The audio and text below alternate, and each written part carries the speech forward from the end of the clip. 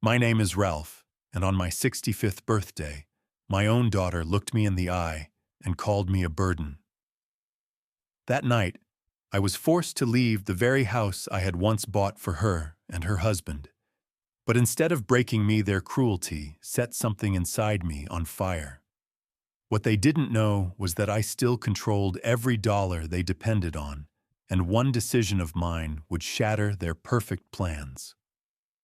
I'm about to tell you the story of how I turned their greed into their downfall, and how I found freedom in the most unexpected way.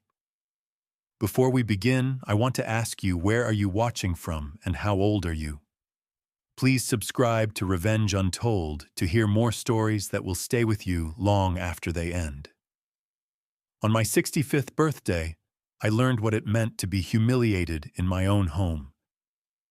"You're just a burden on our shoulders," Alice snapped, her eyes colder than a Montana winter. I stood there in the kitchen, holding nothing more than a shopping list for steaks, corn, and charcoal. All I had wanted was to host a simple barbecue for a few friends. Nothing grand, just laughter and a meal to remind me that life still had meaning. But to my daughter and her husband, my request was nothing but an inconvenience.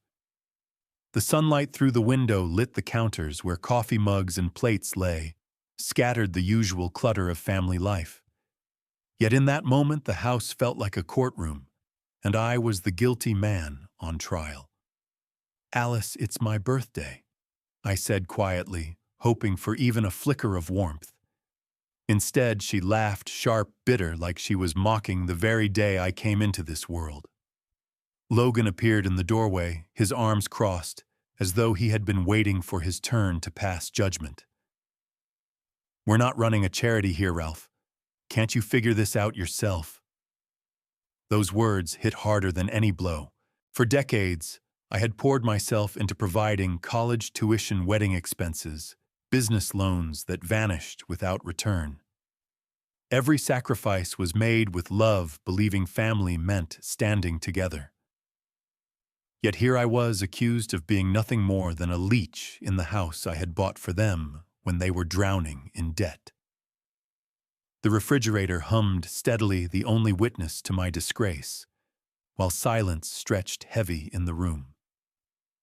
"Everything we do revolves around taking care of you," Alice continued, her voice rising.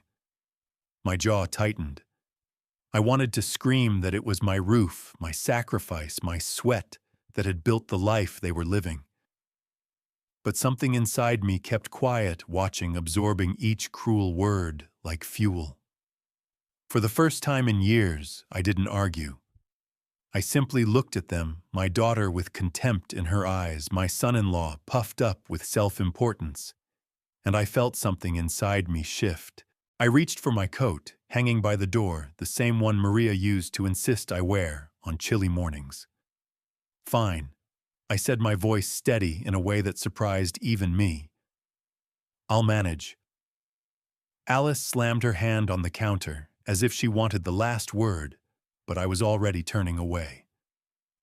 I left the birthday card from my neighbor unopened on the counter and walked out the front door, closing softly behind me. The air outside was sharp and cold, but it carried a strange clarity. Each step down the walkway felt less like retreat and more like revelation. I wasn't powerless. Not yet. They thought they held all the authority because I slept under their roof. But what they didn't know, what they had clearly forgotten, was that I still held the keys to something far more powerful than a house control of the money that fueled every comfort in their lives. That realization settled over me like armor. They had humiliated me, yes, but humiliation has a way of sparking something deeper. They had just lit the fuse. She laughed at my birthday like it meant nothing. That sentence keeps repeating in my mind, as if the echo refuses to die. A father should never hear his own child dismiss his life as though it were disposable. But there she stood, my daughter, grinning at my pain.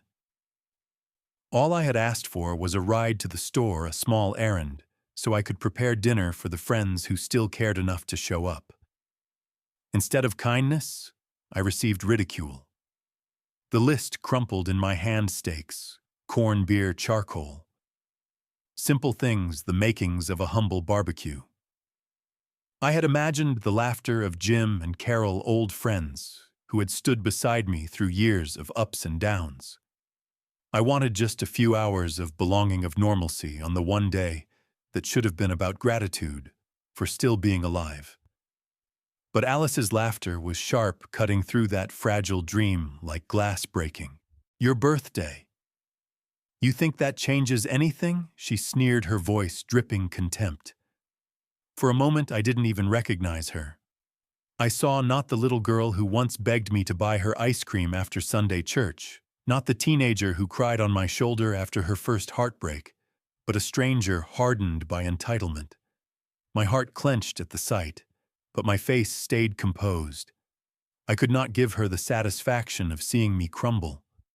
Logan leaned against the doorway with his smug smile, adding salt to the wound. "Jesus, Ralph, can't you figure this out yourself?" His tone suggested I was a nuisance, an obstacle to their comfort. I felt like an unwelcome guest in the very house I had signed over to them. The walls, the roof, the picket fence, all of it had been my gift. Yet here I was, treated like an intruder, overstaying his welcome. I remember looking at the kitchen table set with abandoned coffee cups and thinking how it resembled our relationship, now half-finished, uncared for, left to grow cold. "Alice," I said gently, "it's my birthday. I just wanted to cook for my friends." For one heartbeat, I hoped her eyes would soften, that maybe some memory of who I was to her would surface. Instead, her laugh rang out again, hollow and merciless. That sound burned deeper than any insult. It told me she no longer saw me as her father, only as a weight dragging her down. And Logan's arms folded, backed her up, as if they were a jury handing down a sentence. My life, my worth, reduced to their impatience. I turned away, not because I had nothing left to say, but because I realized my words no longer mattered to them. What mattered now was action, and action would come in time. They thought they had won by belittling me, by calling me a burden, but they failed to realize something critical. The man they mocked was the same man who still held the financial strings of their entire existence. I stepped outside into the crisp Montana air. The cold bit at my skin, but I welcomed it. Pain can be clarifying. As I called a taxi to take me to the market, I stared back at the house, the paint I had brushed onto its fence just last summer, now resembling prison bars. They thought I was trapped there, but that day I understood I was not the prisoner. They were. And soon they would find out just how costly their cruelty would become. My own son-in-law told me I was just a guest. The word stung more than I wanted to admit. Guest. As if I hadn't carried them through years of struggle. As if I hadn't been the one to bail Logan out when his first business collapsed, writing him a check for $15,000 without hesitation. I had believed in him, believed in their future, believed in family. And now here he was, telling me I was nothing but a temporary visitor in the house my own hands had paid for. Logan's arms were crossed, his chest puffed out like some self-appointed king. His voice was steady, almost rehearsed, as though he had been waiting for the chance to remind me where I supposedly stood. "You live under our roof. You don't make the rules here. Guests don't throw parties." I can still see the way Alice nodded beside him, lips curled into a satisfied smile, like she had won something by agreeing with him. For a moment I stood there, silent, my fingers tightening around the shopping list still in my pocket. Beer steaks, corn charcoal. Simple words, but now they felt like relics of a life I no longer belonged to. I wanted to lash out to remind him that the mortgage papers bore my name before his, that the down payment had come from my retirement fund, that without me he'd still be sleeping in some rented apartment scraping by. But I didn't, because I knew something they didn't know. I didn't have to fight with words. My power was far greater than that. As they stood there glaring at me, the memories came back like a flood. Alice's wedding day, the $28,000 I paid so she could have the fairy tale reception she dreamed of. The college tuition bills that had emptied half my savings. The emergencies that turned into habits, every crisis they dumped at my feet. All of it carried on my shoulders. And now they dared to call me the burden. The kitchen felt smaller by the second, the hum of the refrigerator suddenly deafening. The room once filled with family dinners and laughter now seemed to close in on me with their contempt. Guest. The word echoed again. I finally looked at Logan, holding his stare longer than he expected. "A guest, is it?" I asked quietly. His smirk faltered just a little, not because he doubted himself, but because my calm unnerved him.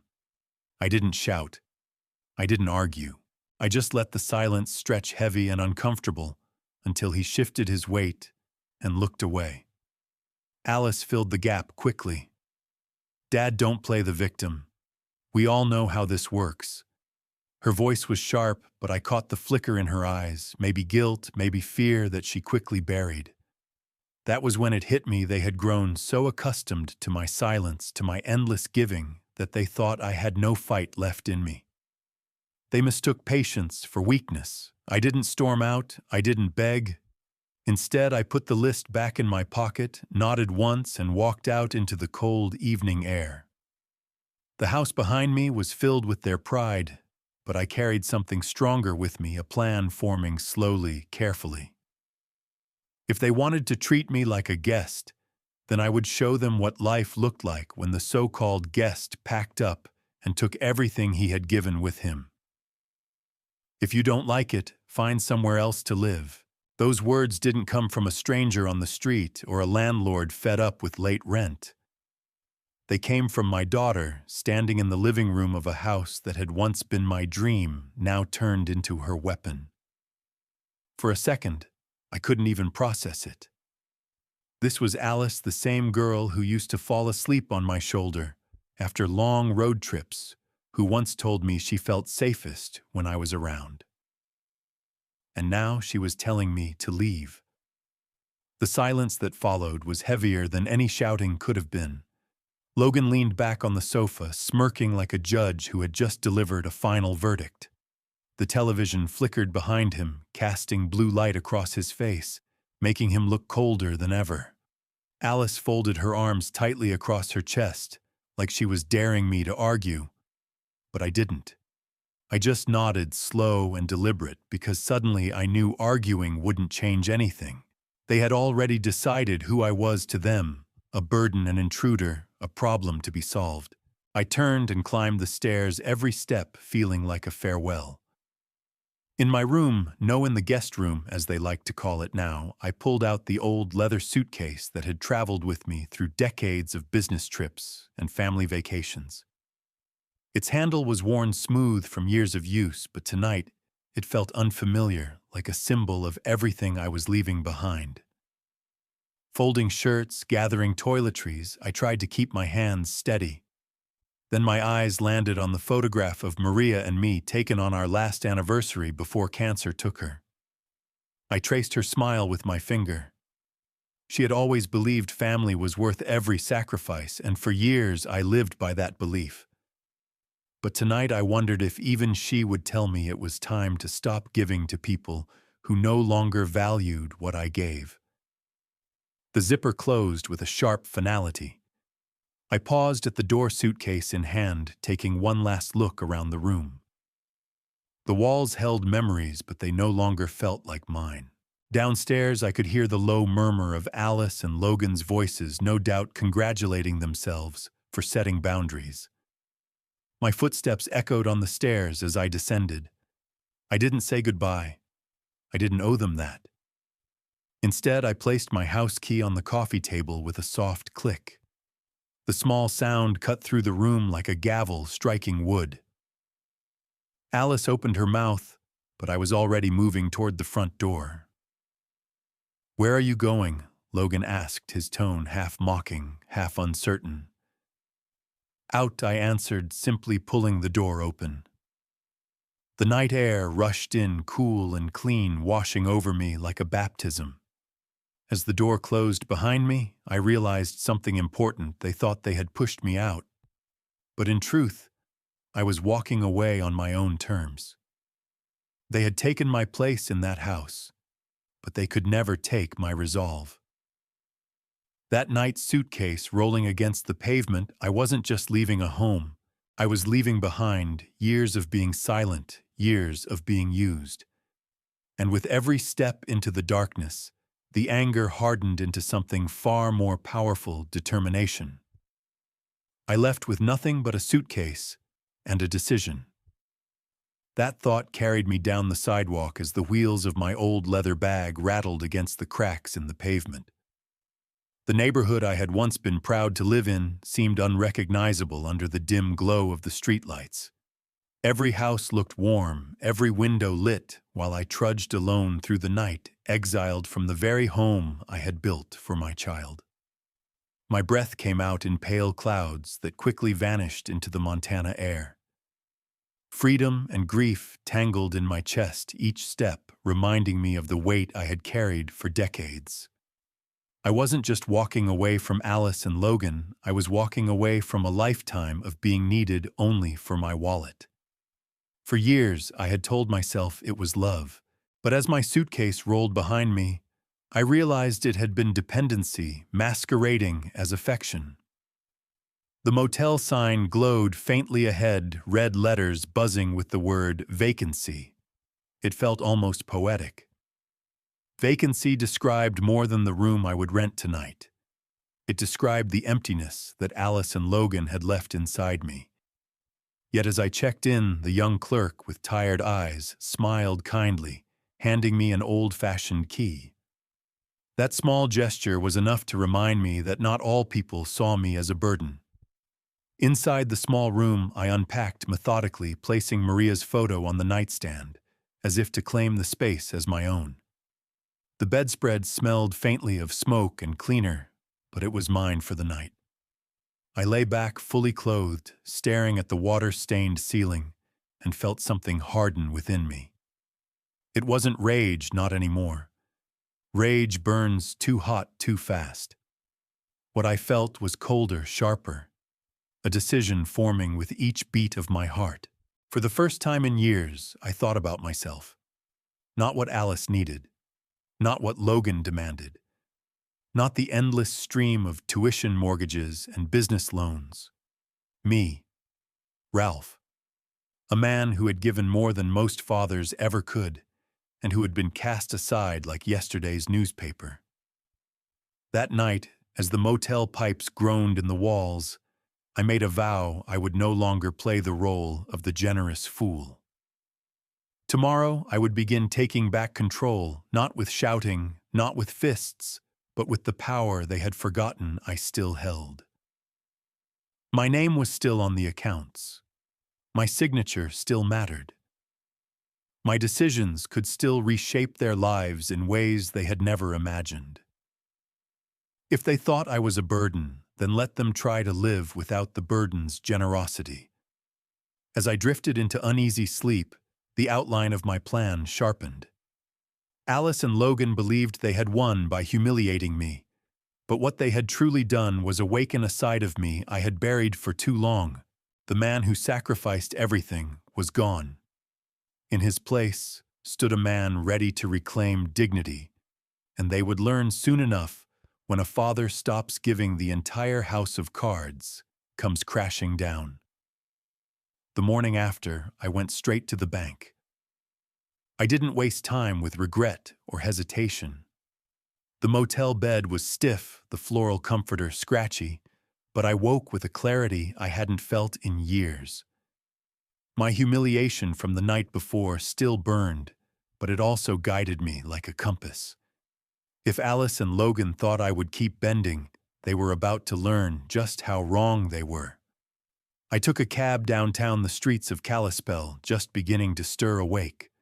Storefronts opened, coffee shops brewed their first pots, and the air smelled of sawdust and damp earth.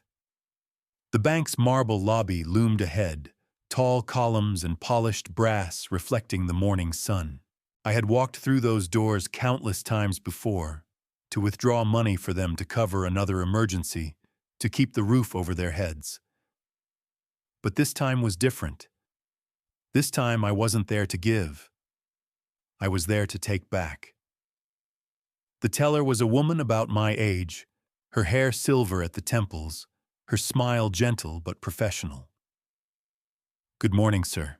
How can I help you today?" she asked. I placed my ID on the counter with hands that did not tremble. "I need to block access to my credit cards and accounts for 2 authorized users," I said firmly. Her eyebrows rose slightly. "Are the cards lost or stolen?" she asked. I shook my head. "No. I'm revoking their access, effective immediately." Her fingers hovered over the keyboard, her eyes searching mine. "Family matters can be complicated," she said carefully. I met her gaze, steady as stone. "Not complicated at all. They don't have my permission anymore." She nodded and went to work. Papers slid across the counter, and I signed each one with deliberate strokes. Every pen scratch felt like a chain breaking. For years, my name had been the safety net they abused. Today, my name became the wall they would crash against. By the time I walked out into the sunlight, Alice and Logan's world had already begun to crack. They just didn't know it yet. I could picture it, Alice at some boutique handing over my card with that entitled smile expecting the universe to bend. The cashier would swipe it, frown, and shake her head. Declined.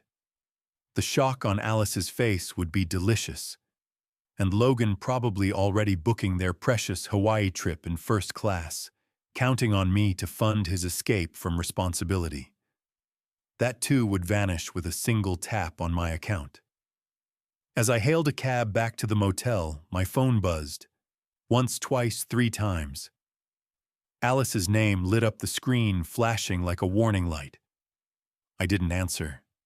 Not yet. I wanted her to sit in that discomfort, to taste the embarrassment she had forced me to swallow on my birthday. The taxi driver glanced at the phone, and then at me in the mirror. "Family?" he asked. I gave a small nod. "Used to be," I replied. I leaned back against the seat, the hum of the engine steady beneath me, and allowed myself a rare smile. Yesterday, they had stripped me of dignity in my own home. Today, I stripped them of the luxury they thought was guaranteed. And this was only the beginning. My daughter's fury shook through the phone. I should have let it go to voicemail, but something inside me wanted to hear it, to hear just how much she depended on the man she had thrown out like yesterday's trash. The moment I answered, Alice's voice blasted through the speaker, shrill and panicked. "Dad. What the hell did you do? My card just got declined at Nordstrom in front of everyone." She screeched, her voice cracking, as if embarrassment were the greatest tragedy that could befall her. I imagined her standing at the counter, shopping bag, in one manicured hand, the other clutching the useless piece of plastic that had once been her golden ticket. The thought almost made me laugh. "Hello to you too, Alice," I said calmly, watching the Montana countryside roll by outside the taxi window.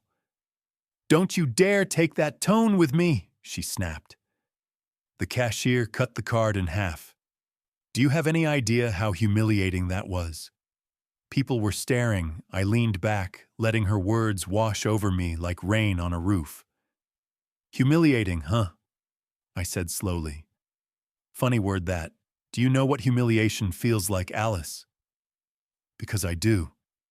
Yesterday on my birthday, when my daughter called me a burden in the house I bought in front of her husband, I felt humiliation so sharp I could barely breathe. Does that ring a bell? There was silence on the line for a moment, and I could almost picture her face tightening, trying to decide whether to double down or back off. Of course, she chose to double down. "This isn't the same thing. We have expenses, obligations. Logan has business meetings. I have presentations. And you can't just, I cut her off. Oh, I can. And I did. Your obligations have been nothing but excuses for years. Logan's failed business plans, your shopping sprees, your vacations all paid for by the man you tossed out like a bag of garbage. Those days are over. Her voice cracked then just slightly. Dad, please. You can't do this to us. We've built our lives around. She stopped realizing too late what she was admitting. Around my money. Around my sacrifice. Around my silence. I almost pitied her in that moment, but pity had been the language of the old Ralph, and the old Ralph was gone. Yesterday you told me I was a burden. I reminded her, my tone steady, not cruel, but final. Well, today the burden is gone. You'll have to carry your own weight now.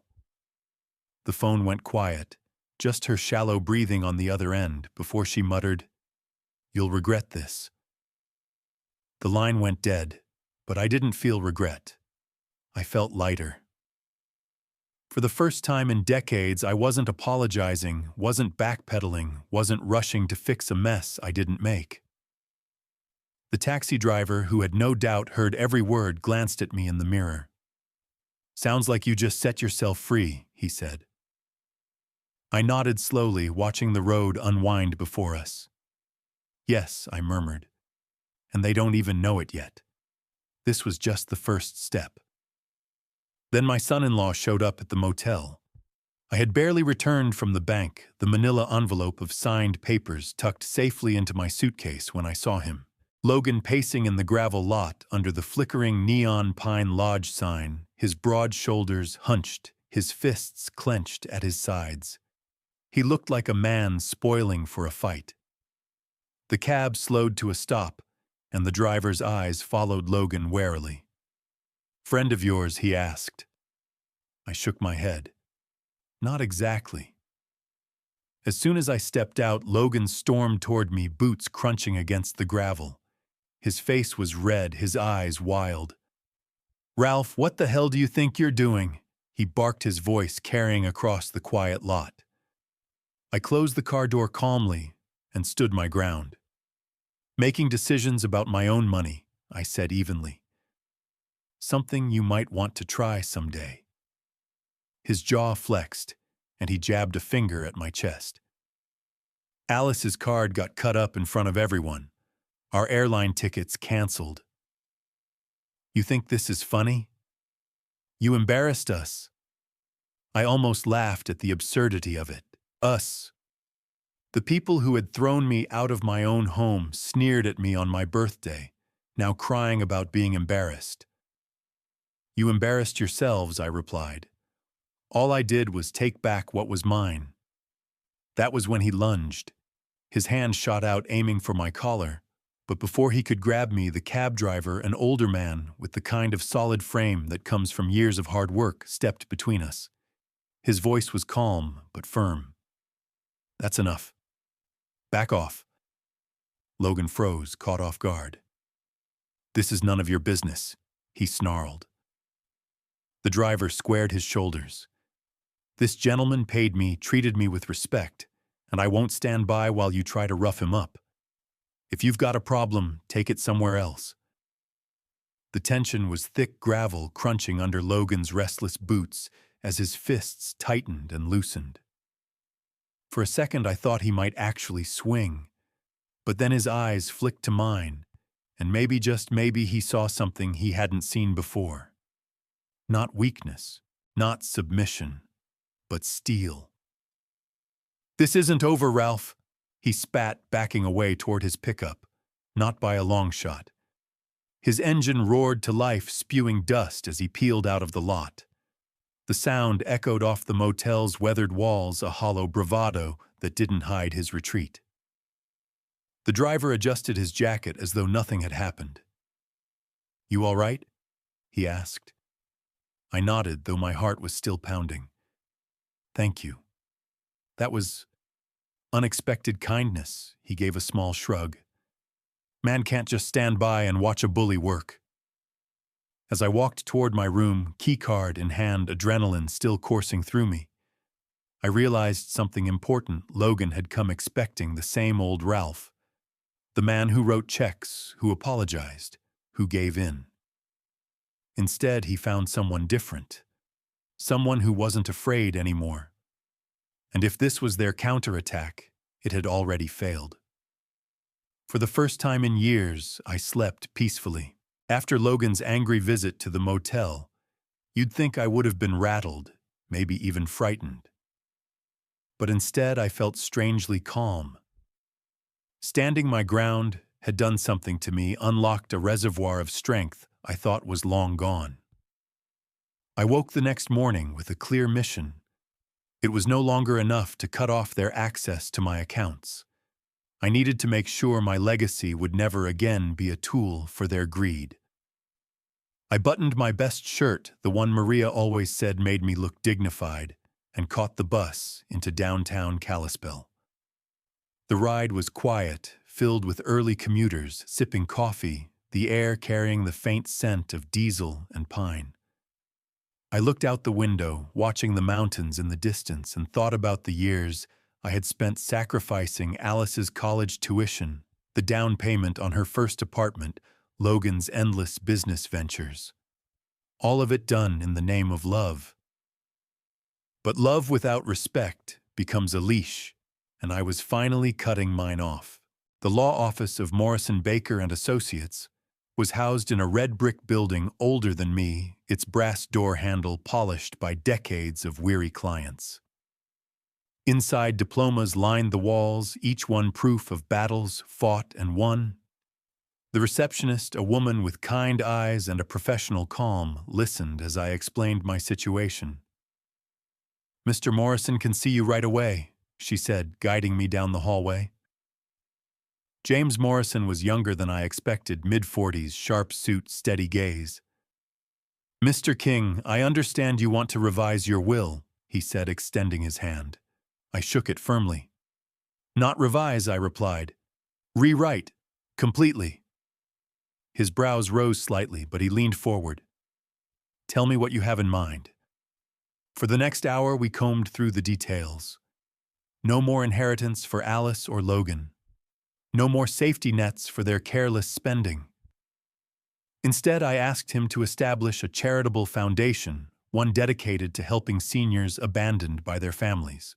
People like me who had given everything only to be cast aside. Morrison listened carefully, asking precise questions, guiding me through legal clauses. With each answer, I felt lighter, as though every word I spoke was chiseling away the chains I had carried for decades. Finally, the papers were in front of me. My name printed neatly, waiting for my signature. I picked up the pen and signed each stroke deliberate final. With that act, I severed the last financial tie binding me to those who saw me as nothing but a wallet. Morrison looked at me with quiet respect. "Most people struggle with decisions like this," he said. "But you seem certain." I met his gaze without hesitation. Most people haven't been called a burden by their own child. As I walked out of the law office, the sun felt brighter, sharper, as though the world itself was reflecting my newfound clarity. In my jacket pocket rested the envelope containing my new will, a document not of loss, but of liberation. Alice and Logan might rage, they might plot, they might even try to smear my name, but they could no longer touch my legacy. For the first time in decades, it was mine. I cut them out completely with the stroke of a pen. That thought echoed in my mind as I stepped back onto Main Street, the manila envelope heavy in my jacket pocket. For years, Alice and Logan had assumed my life belonged to them, that my hard work, my savings, my future were simply theirs by right. But now all of that had changed. With each signature in that office, I had dismantled the empire of entitlement they had built on my back. The air outside felt different, as if even the wind carried a hint of freedom. I walked slowly, deliberately past storefronts I'd passed 100 times before, but today they seemed sharper, more alive. The world looked new because I was no longer weighed down by silent obligations. For decades, every dollar I spent was measured against what my daughter might need, what her husband might demand. Today, for the first time, every dollar was mine. At a cafe window, I caught my reflection, an older man, graying hairlines carved deep by time and sacrifice. But there was something else in those eyes now. Not defeat, not bitterness, purpose, determination. A man who finally remembered his worth. As I waited for the bus back to the motel, my phone began to vibrate again. Alice's name lit up the screen, followed by Logan's. Missed call. Missed call. Message after message stacked one on top of the other. I didn't even open them. I didn't need to. I knew what they said: rage, demands, guilt-laden pleas. For years I had answered those calls without hesitation, rushing to fix every crisis. But not today. Today their emergencies weren't mine to solve. The bus groaned to a stop, and I climbed aboard, settling into a seat by the window. The landscape of Montana rolled by pine forests, stretching to the horizon, mountains cutting into the sky. For the first time in decades, I looked at that horizon and thought, it belongs to me. No one else. Back in the motel room, I placed the envelope on the nightstand beside Maria's photograph. I imagined her smile, her voice telling me I had finally done what I should have done years ago: put myself first. It wasn't anger driving me anymore. It was clarity. They had tried to strip me of dignity, but in doing so, they had freed me to reclaim it. I sat on the edge of the bed, listening to the faint hum of the air conditioner, the occasional creak of pipes in the walls. Ordinary sounds, but to me they felt profound. This room, humble and plain, was mine in a way the house with Alice and Logan had never truly been. There were no judgments here, no sarcastic laughs, no eyes rolling at my words. Just peace. I realized then that my life was no longer defined by what I gave to others. It would be defined by what I chose for myself. And as I drifted off to sleep, a thought anchored itself in my mind, steady and certain. They had lost a fortune, but I had gained my freedom. And freedom, once claimed, can never be taken back. Logan said they'd have me declared incompetent. That was the message I woke up to one morning, a string of voicemails and texts waiting for me before the sun even rose over the Montana hills. The words glared back from the screen, venom disguised as concern. Dad, you're not thinking straight. Maybe it's time we had a professional step in. Ralph, you're acting irrational. We'll have to protect you from yourself. Protect me. That was their word of choice. Not betray, not control, protect. As if stripping me of my freedom, my autonomy was some kind of noble act. I sat on the edge of the motel bed, Maria's photograph beside me, and felt my jaw tighten. Just days ago, they had called me a burden, shoved me out of my own home, and now they dared to plot, taking away the only thing I had left my right to decide for myself. It would have been laughable if it weren't so dangerous. I'd heard of cases like this before: elderly parents declared unfit their children, swooping in to seize control of estates, businesses, assets. To them, I wasn't a father anymore. I was an obstacle to be removed, a legal technicality standing between them and the money they thought was theirs. I dialed the voicemail and listened to Logan's voice, oily and calculated. Ralph, I know you're upset. But canceling the Hawaii trip, cutting off the cards, that's not rational. We can't let you ruin yourself like this. Alice and I will be contacting an attorney to discuss guardianship options. He paused, then added with mock sympathy. It's for your own good. For my own good. The phrase made my stomach turn. I pictured him pacing their living room, rehearsing those words, trying to sound reasonable while plotting to strip me of everything. and Alice, my own daughter, standing by him, nodding along, letting her husband speak for her, as if her silence absolved her of the betrayal. I rose from the bed and crossed to the window. The motel blinds rattled as I pulled them open, sunlight spilling across the room. I wasn't helpless. I wasn't senile. I wasn't incompetent. I was a man who had given too much for too long, and now I was finally standing up for myself. If they wanted a war, they had chosen the wrong battlefield. I pulled out the envelope from Morrison's law office, running my hand over the sealed flap. The will was signed, notarized, airtight. They could try to discredit me, but the law was on my side now. I had acted with clarity, with counsel, with legal witnesses. Their threats were empty noise. Still, the attempt cut deeper than I expected. My daughter, my little girl who once clutched my hand at her mother's funeral, was now conspiring to have me declared unfit. It wasn't just betrayal. It was erasure. They didn't want me in their lives unless I was silent and useful. I folded the phone shut, exhaling slowly. If they wanted to test my strength, they would soon see just how much I had left. They thought the word incompetent would frighten me into surrender. Instead, it lit another fire. I would fight them with truth, with dignity, and with actions they could never undo. My phone rang day and night, with threats and pleas. It was as if Alice and Logan had decided to turn my cell into a weapon against me. Every few minutes, a new voicemail, a new text, a new attempt to claw their way back into the life they thought they controlled.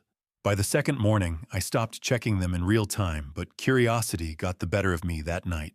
I sat on the edge of the motel bed, Maria's photograph steady on the nightstand, and scrolled through the endless stream of messages. The first ones tried anger. "Dad, you're being ridiculous. Canceling the cards and the trip was childish. You can't just cut us off because of some fight." Then came the guilt. "I can't believe you'd do this to your only daughter. After all I've done for you, after everything we've built as a family, you just walk away."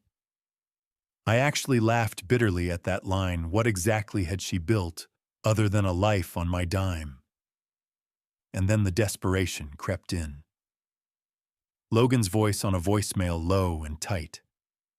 "Ralph, listen, we didn't mean half the things we said. We were upset. We can fix this. Just come home. Let's talk it out like family." His choice of words made my stomach twist. Family. They loved that word when it meant keeping my wallet open, but when it came to respect or gratitude, they had nothing left to give. By day 3, the messages blurred together, threats mixed with pleas until I could hardly tell them apart. "If you don't reverse this, we'll take legal action." "Dad, please, I didn't mean it when I called you a burden. I was stressed. You're making a mistake. Logan's business is depending on this. Do you want to ruin him? We're sorry. Okay, just undo what you did and let's move on." I realized something important. As I read and listened, every message was about them. Their embarrassment, their bills, their plans, their needs. Not one word about my pain, about the insult they'd hurled at me on my birthday, about the decades I had sacrificed to give them the life they lived. It was all about how my decision affected their comfort. At night, when the motel grew quiet, and the only sound was the hum of the air conditioner, I would let the phone buzz itself into silence on the table. Sometimes I'd pick it up, scroll through the missed calls, and imagine how frantic they must be. But instead of guilt, I felt clarity. Their desperation was proof that I had been right all along. They weren't capable of standing on their own. They were addicted to me, to my sacrifices, and now I was cutting them off cold. One evening, I deleted a whole batch of voicemails without listening. The act felt like shedding dead weight. For the first time in years, I wasn't tethered to their crises. My heart beat steady, my breathing calm. I had thought their constant noise might break me, but instead it revealed just how hollow their power really was. They could call me incompetent all they wanted. But every unanswered ring proved the opposite. I was finally competent enough to protect myself. In a cafe, I put her voice on speaker. It wasn't planned. I hadn't woken up that morning thinking I'd air my family's ugliness in front of strangers. But life has a way of handing you moments where the truth demands to be heard. That afternoon, I met my old friend Jim at Murphy's Cafe, a quiet spot with brick walls, Edison bulbs, and the comforting smell of fresh coffee and pastries. We'd been friends for decades, and he'd seen me through some of my darkest days. When I told him what had happened at the house, he shook his head, his weathered hands tightening around his mug. "Ralph, that's unconscionable," he said softly. "Your own daughter." Before I could reply, my phone lit up again. Alice. For days she had flooded my voicemail with venom and pleading, and now she was calling while I sat across from the one person who knew the truth. I looked at the screen, then at Jim, and something in me shifted. I'd been carrying their cruelty in silence, ashamed to admit how bad it had become. Not anymore. I swiped to answer, tapped the speaker button, and set the phone down on the table. "Dad, have you completely lost your mind?" Alice's voice exploded from the tiny speaker, sharp enough to make nearby customers glance our way. "Logan told me about your little tantrum at that sleazy motel. Do you realize what you've done? The Hawaii trip gone $28,000 down the drain. People are asking questions and you're embarrassing us." The cafe went still. Forks paused mid-air, conversations quieted. I glanced around and saw strangers leaning just slightly closer, curiosity etched on their faces.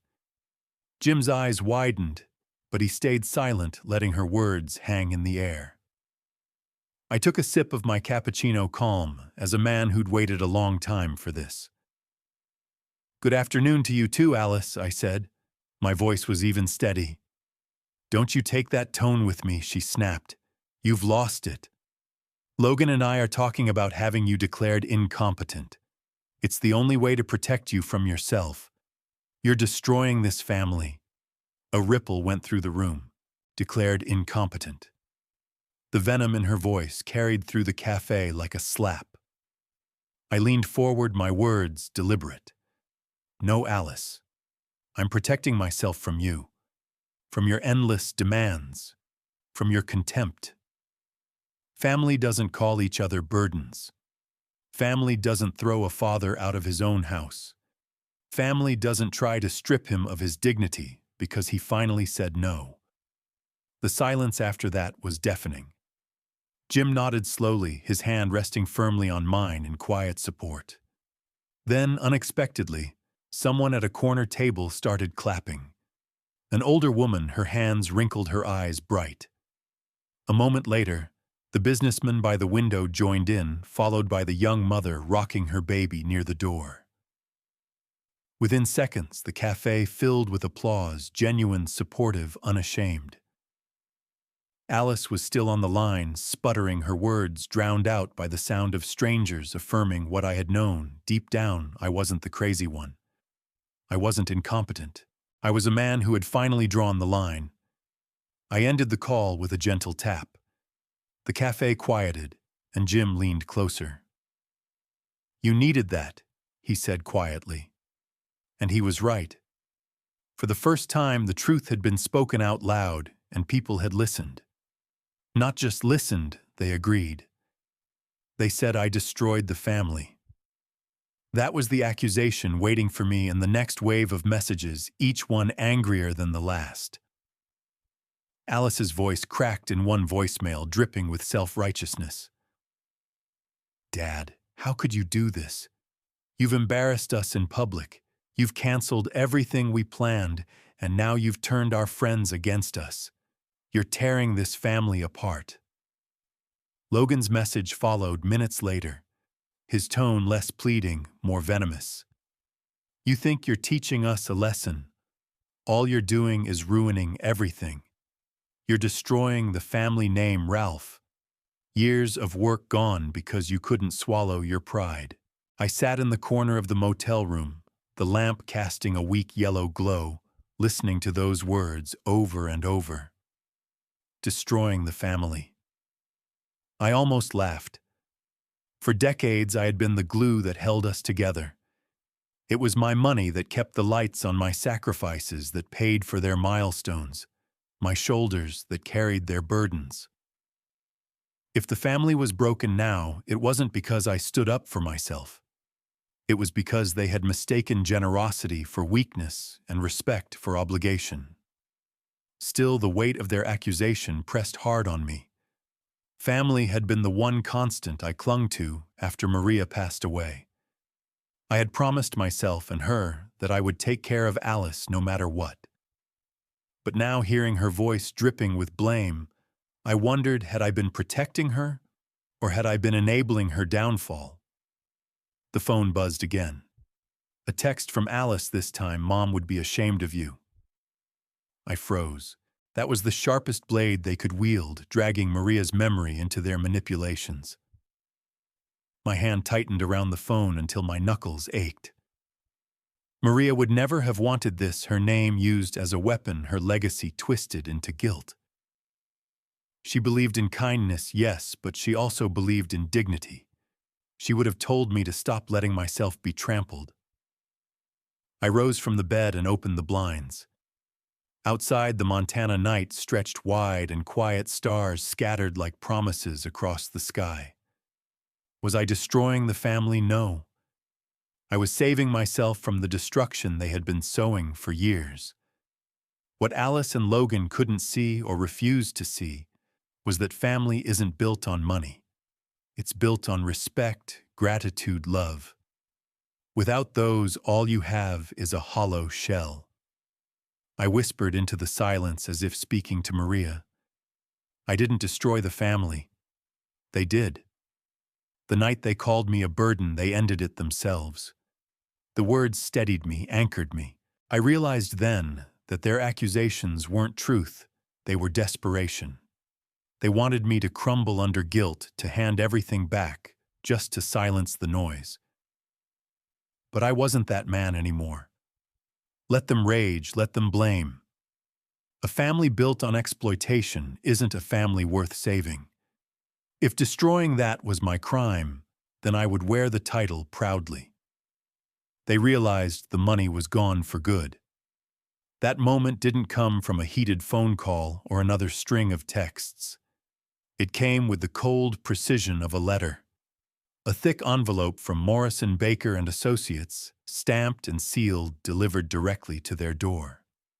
I knew the contents well because I had signed every page: the updated will, the notarized documents, the clear language that removed Alice King and Logan King from any claim to my estate.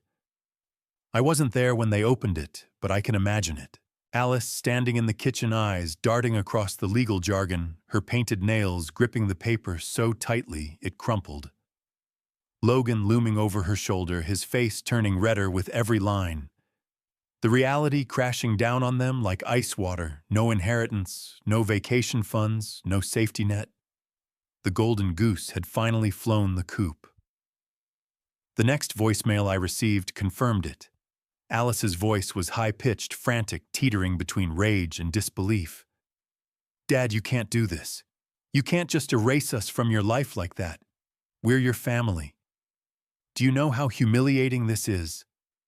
People are going to find out. They're going to ask questions. What am I supposed to tell them?" I let the voicemail play out. Then listened to Logan's follow-up message. His tone was darker, laced with barely contained fury. "Ralph, you've gone too far. This isn't a game. You're not punishing us, you're punishing yourself. Think about how this looks. Think about what people will say when they realize you've turned your back on your own daughter. You'll be a laughingstock." I sat in the quiet motel room, listening to their desperation, and felt something unexpected: peace.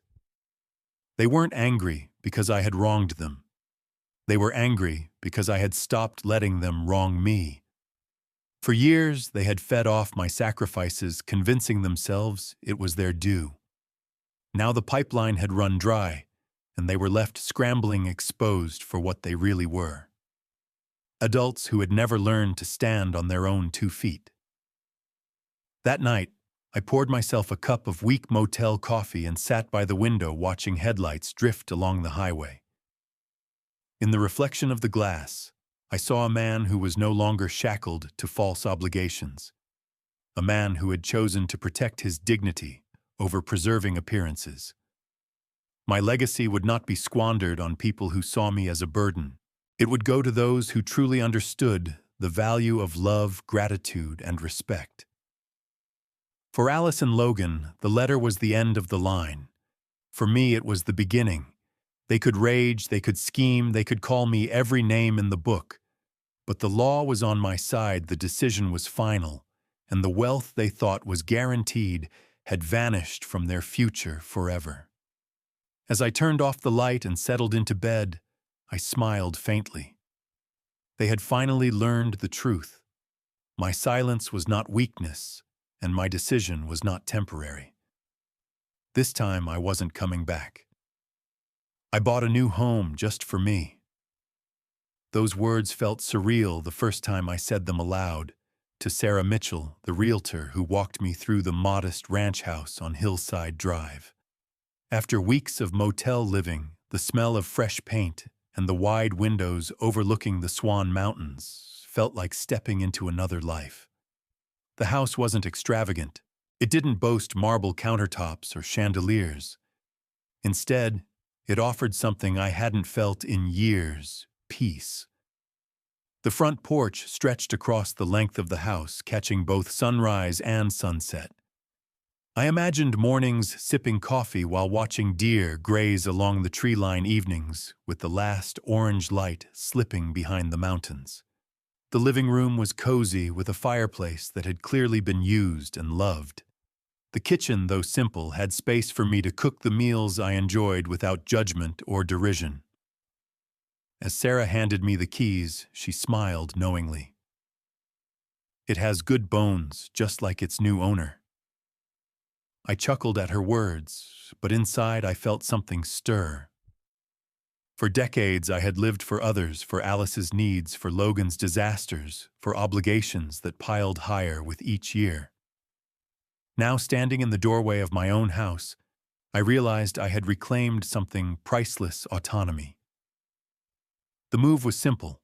Everything I owned fit into a single carload: a suitcase of clothes, my toiletries, Maria's photograph, and the manila envelope containing my will. As I unpacked, I felt lighter than I ever had in that cavernous house with Alice and Logan. There, every corner reminded me of my servitude. Here, every corner whispered possibility. That first night, I sat on the porch with a blanket draped over my shoulders, watching the stars scatter across the Montana sky. For the first time in decades, silence wasn't suffocating. It was freeing. The phone buzzed occasionally in my pocket, Alice's name flashing across the screen, but I didn't answer. I wasn't ready to let her voice invade this new sanctuary. As I sat there, I thought about all the years I had poured myself into their comfort.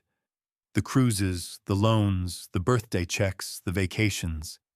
Each gesture was meant to bind us closer, but in truth, it had pushed us further apart. They had come to see me not as a father, but as a resource, and resources in their world could be depleted and discarded. Not anymore. I wasn't a burden. I wasn't a guest. I was a man who had earned the right to live with dignity. The house behind me was proof of that, a symbol that I could start over even at 65. As the night air grew colder, I whispered into the darkness as if Maria could hear me still. "I'm home, love. Finally home." For the first time in years, the word didn't feel borrowed.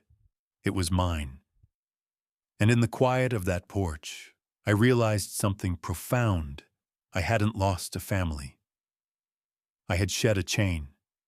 Every message they sent, I deleted without guilt. That became my quiet ritual in the weeks after I moved into the little ranch house on Hillside Drive. At first, my phone would buzz almost constantly.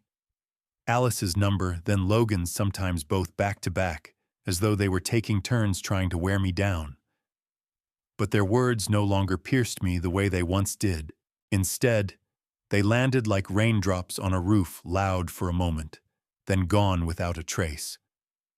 The first messages still carried the same frantic mix of anger and pleading I had come to expect. "Dad, please, you're overreacting. We didn't mean it. Just come back home. Let's put this behind us." Then the guilt trips. "You've left us in a terrible position. Do you even care what people are saying? Do you care what this is doing to me?" By the second week, desperation had replaced arrogance. "Logan's business is collapsing. We need you. You're destroying everything we built together." But every time I saw their words, I asked myself one simple question: where were they when I needed them? On my birthday, when all I wanted was a ride to the market, where was the compassion? When they told me I was a burden, where was the family they spoke so proudly of? The answers were always the same: absent. Absent when it mattered. Absent when kindness would have cost them nothing. So I hit delete. No explanations. No replies. Just the deliberate act of erasing their noise from my life. And each time I did, a small piece of me grew stronger, lighter, freer. In place of their voices, I filled my days with things I had long neglected. I planted tomatoes in the small backyard garden, the soil rich and dark beneath my hands. I visited the hardware store to pick out tools for projects that served no one but myself. I even wandered into the local bookstore, buying novels I'd always meant to read, but never found the time for, while I was busy solving everyone else's problems. At night, when the house grew still and the mountains outside lay cloaked in shadow, I would sit by the fireplace and listen to the crackle of wood. The silence was not loneliness, it was peace. The kind of peace I had once believed impossible. Every so often I'd scroll through the unopened messages just to see how far their tone had fallen. The arrogance was gone, now replaced by panic. Alice's words trembled on the screen. "Dad, I'm scared. Please talk to me. Please don't abandon us." But I had to remind myself, when she called me a burden, when she told me to find somewhere else to live, she had already abandoned me. So I set the phone down, turned back to the fire, and let the warmth soak into me. They were learning what I had already come to accept. Silence can be stronger than words, and boundaries can be louder than any plea. For the first time in my life, I wasn't bending under their weight. I was standing tall. I redirected my wealth to those who truly need it. That sentence carried more weight than any check I had ever written for Alice or Logan. For years, my money had gone to fund empty luxuries, designer clothes, failed businesses, vacations that ended in complaints. Now it was going somewhere meaningful.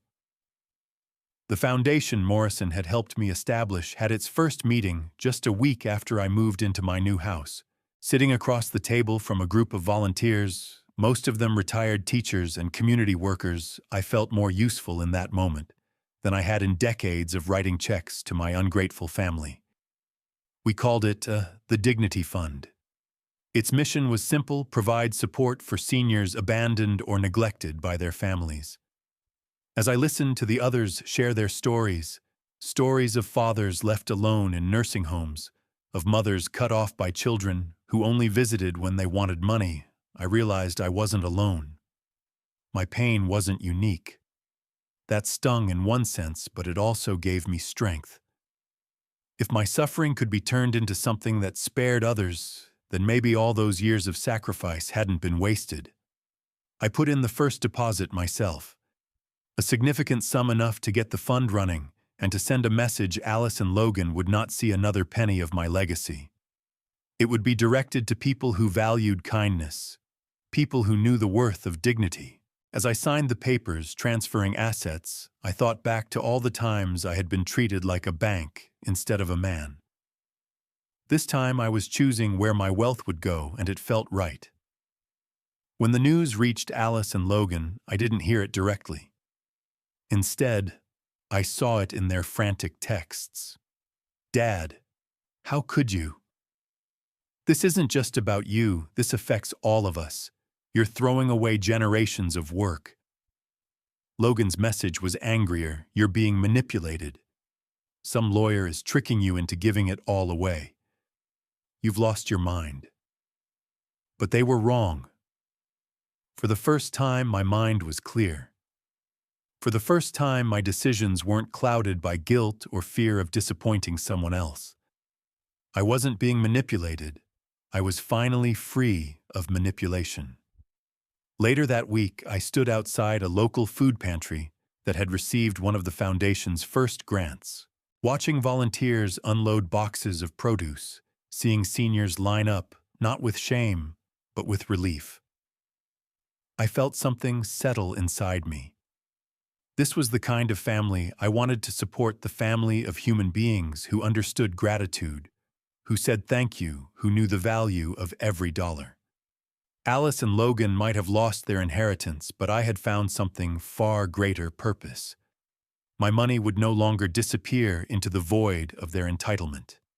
It would grow roots, spread outward, and lift people who had known the same pain I had. And as I drove back to my little ranch house under the Swan Mountains, I whispered to myself, "They lost a fortune. I gained a legacy.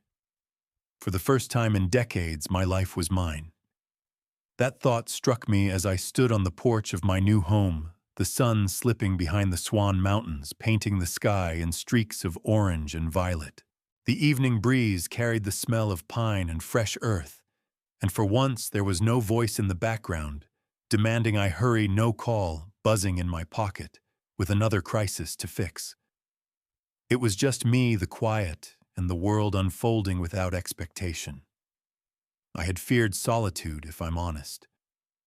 For years, I equated being alone with being abandoned. But as the weeks stretched on, I discovered something different. Solitude wasn't emptiness. It was freedom. I could wake when I pleased, cook what I wanted, spend hours in the garden without being ridiculed for wasting time. I even enrolled in a photography class at the community center, a hobby I had put off for decades. Standing with a camera in hand, framing a mountain ridge against the rising sun. I felt more alive than I ever had, writing checks for another one of Logan's doomed ventures. Inside the house slowly became a reflection of me, not of obligations. I hung Maria's photograph above the fireplace, her smile lighting up the room in a way no decoration from a catalog ever could. The bookshelves filled with novels I had always meant to read. On the kitchen counter sat a stack of travel brochures, Scotland, Ireland, Alaska. Places I had dreamed of visiting, but never prioritized, because Alice always had a more urgent need for my money. Now those destinations weren't fantasies. They were possibilities. My phone still buzzed sometimes, though far less than before. Alice's texts had grown shorter, her once commanding tone replaced with vague apologies and half-hearted attempts at reconciliation. Logan tried the guilt route, warning me that cutting them off would destroy the family name. But each time I deleted their words with the same calm detachment. The family name meant nothing without respect. And respect had died the night they called me a burden. Instead of their voices, my days filled with laughter from people who valued me. Jim and Carol visited often, bringing a bottle of wine or a batch of cookies, reminding me that friendship wasn't built on obligation, but on joy. At Murphy's Cafe, strangers still nodded at me in quiet solidarity, remembering the day I put Alice's cruel words on speaker for all to hear. I wasn't invisible anymore, I was seen. One night, sitting by the fire with a book in my lap and the crackle of wood filling the silence, I realized something profound. For years, I had measured my worth by what I gave to others. Now I measured it by the peace I felt inside my own skin. The chains of obligation were gone. What remained was a life that finally, undeniably belonged to me. They lost a fortune, I gained my dignity. That's how I see it now, looking back on everything. For decades, Alice and Logan treated me like a never-ending bank account, a resource to be mined until there was nothing left. When I finally cut them off, they acted as though I had stolen something from them. But the truth was simple. You can't lose what was never yours. Their messages grew fewer over time, but the ones that did come carried a sourness I could almost taste. Alice's tone alternated between desperation and bitterness. "Dad, we're drowning. We can't make the mortgage without your help. How can you do this to us?" And then just a day later, "Fine. Be selfish. Don't expect us to be there when you need us." Logan's voice was darker, heavier, filled with resentment. "You think this is noble? All you've done is doom us both. Everyone's going to see you for what you really are, a bitter old man." But his words didn't sting the way they once might have. In fact, they rolled right off me. Because for the first time I knew who I was, and it wasn't who they painted me to be. I wasn't bitter, I was free. I wasn't a burden, I was a man who had earned his right to peace. Meanwhile, I began to hear whispers from around town. Logan's business ventures were collapsing one after another. Without my safety net, creditors came knocking. Alice, once so proud of her first-class vacations and designer dresses, was now struggling to pay off debts she couldn't explain. I didn't celebrate their hardship, I'm not cruel. But I won't lie and say there wasn't satisfaction in knowing the consequences of their arrogance had finally come home to roost. What they saw as loss, I saw as clarity. Their financial ruin wasn't caused by me. It was revealed by me. Stripped of my support, their lifestyle crumbled like a house built on sand. And in the ruins, maybe, just maybe, they would finally learn the lessons I had tried to teach with love, responsibility, humility, gratitude. As for me, life became simpler, richer in ways money couldn't buy. I cooked meals for myself and enjoyed every bite without judgment. I tended my garden and marveled at the way tomatoes ripened under the Montana sun. I explored hiking trails with my camera, capturing landscapes that reminded me how vast and beautiful the world could be. I wasn't living for anyone else anymore, and that made every sunrise feel like a gift. One evening, standing on my porch, as the stars emerged one by one, I whispered aloud, "You lost a fortune, but I gained myself." The night air carried the words away, but I knew they were true. They had wanted my wealth. They had squandered my generosity. In the end, what I took back was worth more than all the dollars I had ever given them, my dignity. And dignity, once reclaimed, can never be stolen again. When I look back on everything, the greatest gift I ever gave myself wasn't money or a house or even the foundation I set up.